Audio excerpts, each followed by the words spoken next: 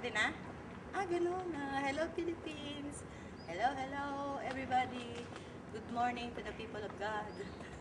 Umaga ngayon, tingnan nyo yung sunrise. Ayan ang pagpapatunay na ang blessings ni Lord ay patuloy na dumadaloy sa atin. Hallelujah! Lolokoy. Hello, happy anniversary, Mother! Father! Kay Mami Elaine at kay Daddy Groovy, happy birthday, happy 50th year anniversary. Ang wish, bago ako mag-wish, I want to say, ano ba yung gusto ko sabihin? Thank you Lord. Thank you Lord for the 50 years, yung masayang 50 years, although merong mga, syempre merong mga, hindi ang pagsasama, hindi yung 50 years na masaganang pamumuhay.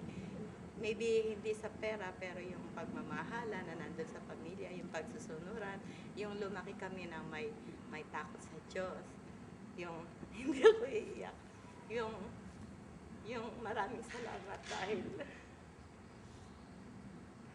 tunay na napakabuti ng Panginoon sa atin dahil hindi niya hinayaan na salamat daw. Hindi, ano lang, talagang ang Diyos ay mabait at siya dahil siya ang naging sandigan nyo sa inyo kami natuto ng mga kapatid kung paano ang magandang relasyon. Hindi kami madalas nagkikita, hindi kami madalas nagkakatawagan. Still nandoon, feel namin ang pagmamahalan, ang pag-care sa bawat isa dahil iyon ay utang na loob namin sa inyo dahil napalaki nyo kami ng may takot sa Panginoon at pinaka-importante sa lahat. Ano pa ba? Yan na, yung kay Lord, siya palagi dapat ang una. No? Para magkaroon tayo ng lakas na loob na humarap sa lahat ng mga pagsubok. No, tulad ko ngayon, nandito ako sa Israel, wala akong kamag-anak, though my friends ako, iba yung talagang pamilya. Pero dito, kailangan matapang ka.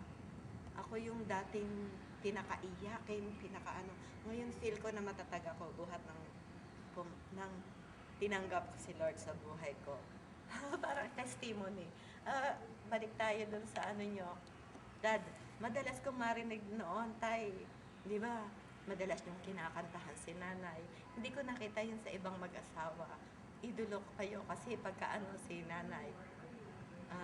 Si mother yung type na seryoso sa buhay.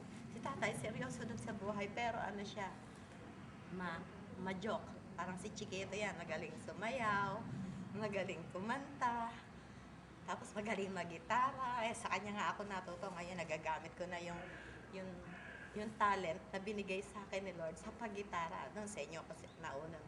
Tapos meron pa akong madalas maalala na sinasabi ni tatay noon pagka dadating siya, kakain sila, hinintay siya ni nanay kumain, hindi kakain si mother pagka wala si father.